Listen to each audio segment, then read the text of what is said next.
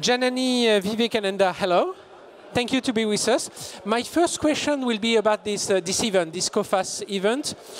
We have an audience of a lot of financial people. So how can we make the link between financial people and the water problem in the world? Thank you very much. I think it's great to see climate change and water being on the agenda of a financial business conference like this today, because the impacts of water scarcity or water conflict aren't just about water. They are about politics, they're about societal stability, about economic stability. And in fact, that is one of the drivers of conflict. And unless the private sector is involved in better understanding, better predicting these risks, and involved in risk management, then the responses, the solutions can't be sustainable. The solutions lie just as much within the private sector. And in fact, the World Economic Forum this year, the Global Risk Report... It was a green economic forum. It was the top 5 of the most likely economic shocks facing the world today are environmental, and water stress is one of them. So today, we are in Europe, we are in Paris today, and when we are talking about the problem of the water, we also thinking it's a problem for Africa, for the South country, for Africa, India, South Asia, and not for Europe. It's not a problem for UK, not a problem for States, but it's wrong. Yeah. Absolutely. It's a problem for everybody. We live in a globally connected world. We know this. This more than ever now, and water is a global public resource. The water that feeds into any supply chain doesn't just sit in Europe, it is global. So any water stress in sub-Saharan Africa or in Vietnam or in Paraguay is going to affect the availability of components of electrical equipment that we use in Europe, the food prices of, the basket of food that we buy in Europe.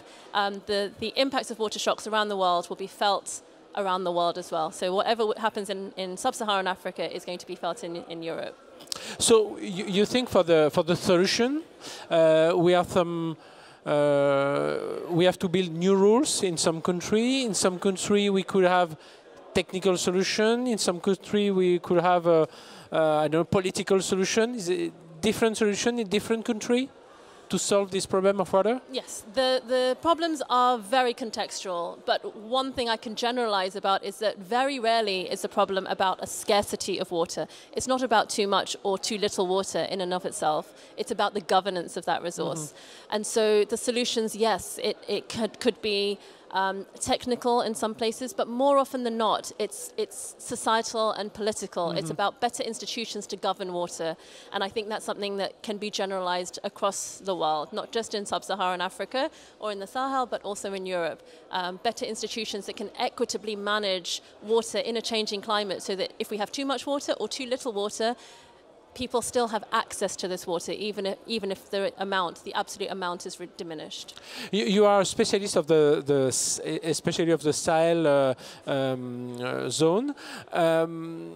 Why water is a very big problem for this country, but in fact it's a problem for everybody, not only for this part of the world. So the issues facing the Sahel are particular not because of a drought. Very often we think that there's a drought and there's not enough water. There was a drought, and some regions of the Sahel are affected by drought, but actually in many regions of the Sahel we're seeing increased rainfall and increased variability of rain. So the problems that are being faced in this region are not the scarcity of water, it's the unpredictability of rainfall. And these are agrarian economies in the Lac Tchad region, where I've been working intensively over the past few years. 90% of this population are dependent on water and rain-fed livelihoods. And so any changes in rainfall directly affect their livelihood security, and when their livelihoods are threatened, there's an increased risk of conflict, particularly when there isn't effective governance already present to govern these conflicts peacefully. So you have to work more and more with the climate data or the meteo data to predict?